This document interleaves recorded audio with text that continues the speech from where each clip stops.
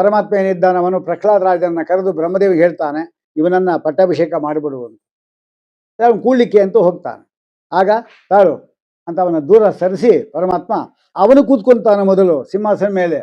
ನಮಗೆಲ್ಲ ಆಶ್ಚರ್ಯ, ಓ ಅವನಿಗೂ ಕೂಡ ಸಿಂಹಾಸನ ಕೂತ್ಕೋಬೇಕು ಅಂತ ಆಸೆ ಇತ್ತು ಅಂತ ಕಾಣುತ್ತೆ, ಅದಕ್ಕೆ ಕೂತ್ಕೊಂಡ ಅಂತ. ಅದಕ್ಕಲ್ಲ, ಹಿರಣ್ಯಕಶಿಪು ಎಂಥವನು ಗೊತ್ತಾ, ನಾನೇ ದೇವರು ಅಂತ ಹೇಳುವವನು. ವದನ್ಯೋ ಜಗದೀಶ್ವರ ಕ್ವಾ ಮದನ್ಯೋ ಜಗದೀಶ್ವರ, ನನಗಿಂತ ಜಗದೀಶ್ವರ ಯಾವನಿದ್ದ, ನಾನೇ ಜಗದೀಶ್ವರ ಅಂದವನು. ಆದರೆ ಪ್ರಹ್ಲಾದ ರಾಜ ಯಾರು, ನಾನು ನೀನು ಬೇರೆ ಅಂತ ದ್ವೈತ ಮತದವನು. ಏನು ಮಧ್ವಾಚಾರ್ಯರು ಹೊಸದಾದ ದ್ವೈತ ಮತ ಸ್ಥಾಪನೆ ಮಾಡಿದ್ದಲ್ಲ, ಹಿಂದೆ ಇದ್ದಿದ್ದ ದ್ವೈತ ಮತವನ್ನ ಮುಂದುವರಿಸ್ಕೊಂಡು ಹೋದ್ರಷ್ಟೇ. ಇದನ್ನ ರಾಘವೇಂದ್ರ ತೀರ್ಥರು ಕೂಡ ಪ್ರಾತಃ ಸಂಕಲ್ಪ ಗದ್ದೆ ಹೇಳ್ತಾರೆ. ಅನಾದಿತಃ ಸತ್ಸಂಪ್ರದಾಯ ಪರಂಪರಾ ಪ್ರಾಪ್ತ ಶ್ರೀಮದ್ ವೈಷ್ಣವ ಸಿದ್ಧಾಂತ ಪ್ರತಿಷ್ಠಾಪಕಾನಾಂ. ಅನಾದಿಯಿಂದ ಇದ್ದೇ ಇದೆ ಅದು, ಅದನ್ನು ಸ್ಥಾಪನೆ ಮಾಡಿದ್ರಷ್ಟೇ. ಆದ್ದರಿಂದ ಪರಮಾತ್ಮ ಏನು ಮಾಡ್ದ, ಅರ್ಧ ಸಿಂಹ ಹಾಕೊಂಬಂದ, ಅರ್ಧ ಮನುಷ್ಯ ಹಾಕೊಂಬಂದ. ವಿರುದ್ಧ ಧರ್ಮಗಳು. ನಾವು ಅಲ್ಪ ಗುಣವುಳ್ಳವರು, ಪರಮಾತ್ಮ ಅನಂತ ಗುಣವುಳ್ಳವರು. ಅವರಿಬ್ಬರಿಗೆ ಐಕ್ಯ ಹೇಳೋದು ಹೇಗೆ? ಒಂದು ವಸ್ತುವಿಗೆ ಐಕ್ಯ ಹೇಳಬೇಕಾಗಿದ್ರೆ ಒಂದು ಸ್ವಲ್ಪ ಆದ್ರೂ ಸಾದೃಶ್ಯ ಇರೋದು ಬೇಡವ? ಹಗ್ಗವನ್ನು ನಾವು ಹಾವು ಅಂತೀವ ಅಷ್ಟೇ, ಮಡಿಕೆಯನ್ನು ಹಾವು ಅಂತೀವ ನಾವು, ಹಾಗೆ ಅನ್ನಲ್ವಲ್ಲ. ಅಂದಮೇಲೆ ಆ ಸಿಂಹಾಸನ ಅಪವಿತ್ರಗೊಂಡಿದೆ. ಅದಕ್ಕೋಸ್ಕರ ತಾನು ಕೂತು ಅದನ್ನ ದ್ವೈತವನ್ನಾಗಿ ಮಾಡಿ ಪುನಃ ಪ್ರಹ್ಲಾದ ರಾಜನ ಕೊಟ್ಟ. ಅಲ್ಲಿ ಕಿರೀಟ ಇಡುವಾಗಲೂ ಒಂದು ಗಲಾಟೆ, ಯಾರು ಕೊಡಬೇಕು ಕಿರೀಟವನ್ನು, ಯಾರಿಗೆ ಇಡಬೇಕು ಅಂತ. 4 ಜನ ತಮ್ಮಂದಿದ್ದಾರೆ. ದೊಡ್ಡವನು ವಸ್ತುತ ಬೇರೆ ಪುರಾಣ ಪ್ರಕಾರವಾಗಿ ಭಾಗವತ ಪ್ರಕಾರ ಇವನೇ ದೊಡ್ಡವನು, ಇವನಿಗೆ ಕೊಡಬೇಕು. ಆದರೆ ಇನ್ನು 3 ಜನ ಅಣ್ಣ ತಮ್ಮಂದಿದ್ದಾರೆ, ಸಿಂಹಾಸನ ಹೆಂಗೆ ಕೊಡ್ತಾರೆ ಅವರಿಗೆ ಅಂದರೆ, ಆ ನರಸಿಂಹದೇವರ ರೂಪವನ್ನು ನೋಡಿ ಭಯಪಟ್ಟು ಊರಾಚೆ ಹೊರಟೋಗಿದ್ದಾರೆ ಅವ್ರ ತಮ್ಮಂದರು. ಯಾರು ಇಲ್ಲೇ ಇಲ್ಲ ಅಲ್ಲಿ ಕೊಳ್ಳಿಕ್ಕೆ ಅವನಿಗೆ. ಅದಕ್ಕೆ ಇವನಿಗೆ ಪಟ್ಟಾಭಿಷೇಕ ಮಾಡಿದ್ರು, ಕಿರೀಟವನ್ನು ಇಟ್ಟು ಪಟ್ಟಾಭಿಷೇಕ ಮಾಡಿದ್ರು. ಯಾವಾಗ ಪರ್ವತದಿಂದ ಮೇಲಿಂದ ಅವನ ದಬ್ಬದ, ಆಗ ಒಂದು ಕಿರೀಟ ಎಂಬತಕ್ಕಂಥದ್ದೇ ಇದೆ, ಯಾವ ಕಾಣ ಇಲ್ಲದೆ ಕಗಡೆ ಬಿದ್ದೋಯ್ತು ಹಿರಣ್ಯಕಶಿಪುದು. ಆಮೇಲೆ ಹಾಕೊಳ್ಳೇ ಇಲ್ಲ ಅವನ ಕಿರೀಟವನ್ನ. ಈಗ ಆ ಕಿರೀಟ ಎಂಬತಕ್ಕಂಥ ಇವನು ಬರ್ತಾ ಇದೆ. ಯಾವತ್ತು ನಾವು ತಲೆ ಹಾಕೊಂಡಿರತಕ್ಕಂಥ ಒಂದು ಟೋಪಿ ಆಗಿರ್ಬೋದು, ಅಥವಾ ಬಾಸಿಂಗ ಕಟ್ತಾರಲ್ಲ ಅದಾಗಿರ್ಬೋದು, ಅಥವಾ ಇನ್ಯಾವುದಾದ್ರೂ ಈ ಕಿರೀಟಗಳಂಥದ್ದಾಗಿರ್ಬೋದು, ಅದೇನಾದ್ರೂ ಕೆಳಗಡೆ ಬಿದ್ದೋಯ್ತು ಕಾರಣ ಇಲ್ಲದೆ, ಗಾಳಿ ಬಂದಾಗ ಟೋಪಿ ಹಾರೋದು ಪರವಾಗಿಲ್ಲ, ಏನು ಗಾಡಿಯಲ್ಲಿ ಇದ್ದಕ್ಕಿದ್ದಾಗಿ ಬಿದ್ದೋಯ್ತು ಅಂದ್ರೆ, ಅಥವಾ ಪೇಟ ಕಟ್ಕೊಂಡಿರ್ತಲ್ಲ ಮದುವೆವನು, ಆ ಪೇಟ ಬಿದ್ದೋಯ್ತು ಅಂದ್ರೆ ಹಾಗಾದ್ರೆ ಇವನ ಕಟ್ಟೋರು ಬೇರೆ ಯಾರು ಇದ್ದಾರೆ ಅಂತ ಅರ್ಥ. ಹಂಗೆ ಆಗುತ್ತೆ ನೋಡ್ರಿ. ಅದೇನೋ ಗಲಾಟೆ, ಡೈವರ್ಸ್ ಆಗಿದೆ, ಯಾರು ಮದುವೆ ಮಾಡ್ಕೋ ಹಂಗೆ ಆಗ್ಬಿಡುತ್ತೆ. ಶಿಶುಪಾಲ ಇದ್ದ ಅಂದ, ಅವನು ಪೂಜೆ ಮಾಡ್ತಾ ಇದ್ದ ರುಕ್ಮಿಣಿ ಮದುವೆ ಮಾಡ್ಕೋಬೇಕು ಅಂತ ಹೇಳಿ. ಆಗ್ಯಾಕೆ ಸೀನ್ ಬರ್ಬೇಕು ಅವನಿಗೆ, ಶಿಶುಪಾಲನಿಗೆ ಒಂದು ಅಕ್ಷಿ ಅಂದ್ಕೂಡೆ ಬಾಸಂಗ ಕಗಡೆ ಬಿದ್ದೋಯ್ತು. ಅರ್ಥ ಏನು, ಇದನ್ನು ಕಟ್ಟೋನು ಯಾರು ಬೇರೆ ಇದ್ದಾರೆ ಅಂತ ಆಯ್ತು. ಕೃಷ್ಣ ಪರಮಾತ್ಮ ರುಕ್ಮಿಣಿ ಹೊಡ್ಕೊಂಡು ಹೊರಟೋರ, ಇವನಿಗೆ ಅಷ್ಟೇ ಸಿಕ್ಕಿದ್ದು.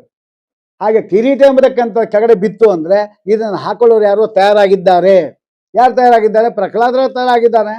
ಸರಿ, ಅಷ್ಟಾಯ್ತಲ್ಲ, ಕೂತ್ಕೊಂಡು ಶಾಂತ ಆಗ್ಬೇಕು ತಾನ ನರಸಿಂಹದೇವರು. ಕೊಂದಾಕ್ಮೇಲೆ ಶಾಂತ ಆಗ್ಬೇಕಲ್ಲ.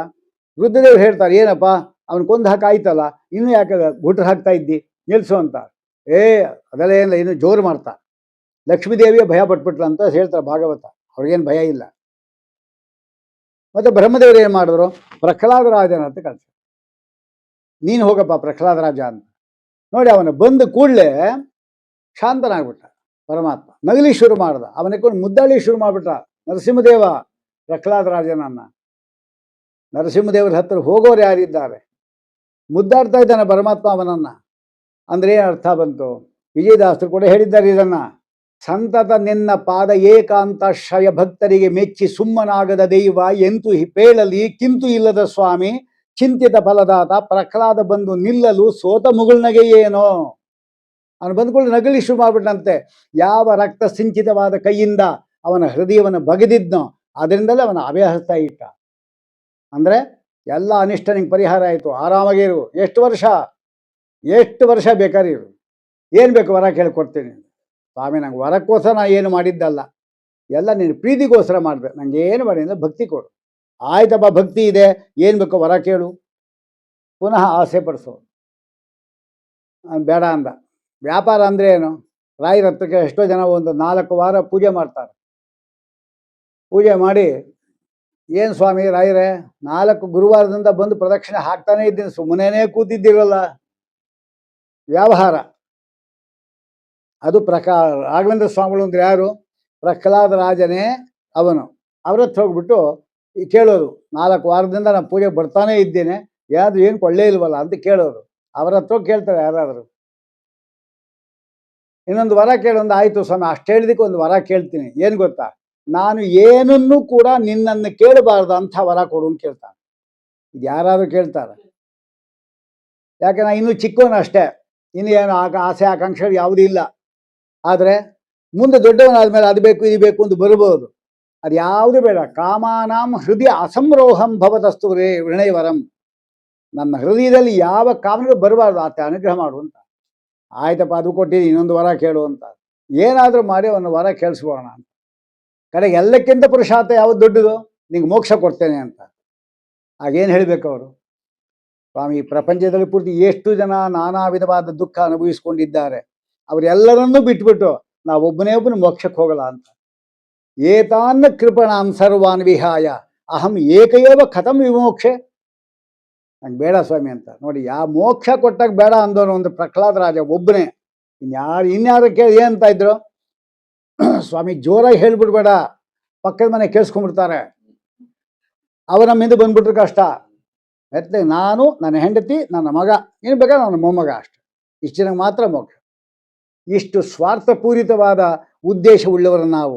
ಅದಕ್ಕೆ ನಮ್ಮ ಮೋಕ್ಷ ಆಗೋದೇ ಇಲ್ಲ. ಇನ್ನು ಕಪಾಲಕ್ಕೆ ಬೇಕಾದ್ರೆ ಮೋಕ್ಷ ಆಗತ್ತಷ್ಟೇ. ಆದ್ರೆ ಅವನು ಕೇಳಿದ್ದೇನು?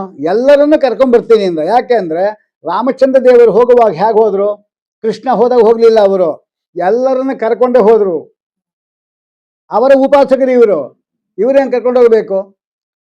ಸಾಧನೆ ಮಾಡಿಸಿ ಕರ್ಕೊಂಡು ಹೋಗ್ಬೇಕು. ಅದಕ್ಕೆ ಪ್ರತಿಯೊಂದು ಏರಿಯಾದಲ್ಲಿಯೂ ಕೂಡ ಮೃತ್ತಿಕಾ ರೂಪದಲ್ಲಿ ಬಂದರು, ಬೃಂದಾವ ರೂಪದಲ್ಲಿ ಬಂದರು. ಅಲ್ಲಿ ಉಪಾಸನೆ ಮಾಡತಕ್ಕಂಥ ವ್ಯಕ್ತಿಗಳಿಗೆ ಏನೋ ಸಾಧನೆ ಮಾಡಿಸಿ ಅಂತೂ ಅವರಿಗೆ ಒಳ್ಳೆಯವರನ್ನಾಗಿ ಮಾಡಿ ಮೋಕ್ಷವನ್ನು ಕೊಟ್ಟು ಅನುಗ್ರಹ ಮಾಡ್ತಾ ಇದ್ದಾರೆ. ಅಂದರೆ ಇದು ರಾಘವೇಂದ್ರ ಸ್ವಾಮಿಗಳ ಕಾರುಣ್ಯ. ಅದು ಪ್ರಹ್ಲಾದರಾಜನಿಂದ ಬಂದಿದ್ದದು. ಕಡೆ ಇನ್ನೊಂದು ವರ ಕೇಳು ಅಂತಾರೆ ಮೋಕ್ಷ ಕೇಳಿದಾಗ. ಪರಮಾತ್ಮ ಯಾರಿಗಾದ್ರೂ ಇಷ್ಟು ವರ ಕೇಳು ಅಂತ ಹೇಳಿದ್ದಾನೆ? ಯಾರೂ ಕೇಳಿಲ್ಲ ಅವನು.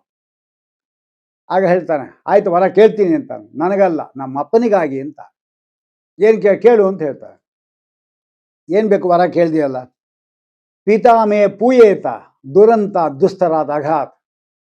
ನಿನ್ನ ಭಕ್ತನಾದ ನನ್ನಲ್ಲಿ ಪಾಪವನ್ನು ಮಾಡಿದ್ದರಿಂದ ಮೋಕ್ಷ ಅಲ್ಲ ಅವನಿಗೆ, ಅಂಧಂತಮಸ್ಸು ಪ್ರಾಪ್ತವಾಗುವ ಅವಕಾಶ ಪಡ್ಕೊಂಡಿದ್ದಾನೆ. ಯಾಕೆ ಅಂದರೆ ಪರಮಾತ್ಮನ ಭಕ್ತರ ಒಂದು ದ್ವೇಷ ಮಾಡೋದು ಅಂತ ಹೇಳಿದ್ರೆ ಪರಮಾತ್ಮನ ದ್ವೇಷ ಮಾಡಿದಾಗೆ. ಪರಮಾತ್ಮ ಭಕ್ತರೇನಿದ್ದಾರೆ ಅವರನ್ನು ಉಪಾಸನೆ ಮಾಡ್ದ ಅಂದರೆ ಪರಮಾತ್ಮನ ಉಪಾಸನೆ ಮಾಡಿದಂತೆ. ಆದ್ದರಿಂದ ನನ್ನ ತಂದೆ ಇದ್ದಾರಲ್ಲ, ಅವರು ಮಾಡಿದ ಪಾಪವನ್ನು ಕಳೆದು ಒಳ್ಳೆ ಗತಿ ಕೊಡಿಸ್ವಾಮಿ. ಆಗ ಪರಮಾತ್ಮ ಹೇಳ್ತಾನೆ, 21 ಕುಲ ಉದ್ಧಾರ ಆಯಿತು, ಹೋಗು. 37 ಪಿತಾ ಭೂತಃ. 21 ವಂಶ 21 ವಂಶ ಉದ್ಧಾರ ಆಗೋಯ್ತು, ಹೋಗು ಅಂತ ಅನುಗ್ರಹ ಮಾಡಿದ್ದಾನೆ. ಹೀಗೆ ಆ ಪ್ರಹ್ಲಾದರಾಜನ ಕಥೆಯ ಅದು ಅನಿಷ್ಟ ಪರಿಹಾರಕವಾದದ್ದು. ಅವನಿಗೆ ಬಂದಿದ್ದ ಅನಿಷ್ಟೆಲ್ಲ ಪರಮಾತ್ಮ ಪರಿಹಾರ ಮಾಡ್ದ. ಹಾಗಾಗಿ ಅದು ಅನಿಷ್ಟ ಪರಿಹಾರ. ರಾಮಚಂದ್ರ ಇದ್ದಾನೆ, ಅವನು ಇಷ್ಟ ಪ್ರಾಪ್ತಿ. ರಾಮ ಅಂದರೂ ಒಂದೇ, ವೆಂಕಟೇಶ ಅಂದರೂ ಒಂದೇ. ಆ ರೂಪಗಳಲ್ಲಿ ವ್ಯತ್ಯಾಸ ಎಣಿಸಬಾರದು. ರಾಮಚಂದ್ರನಿಂದು ವಿಶೇಷ. ರಾಮಚಂದ್ರನು ಅವನಿಂದ ಉದ್ಧಾರವಾಗದೇ ಇರತಕ್ಕಂಥ ವ್ಯಕ್ತಿಗಳೇ ಇಲ್ಲ. ಯಾರ್ಯಾರು ಉದ್ಧಾರ ಆದರು?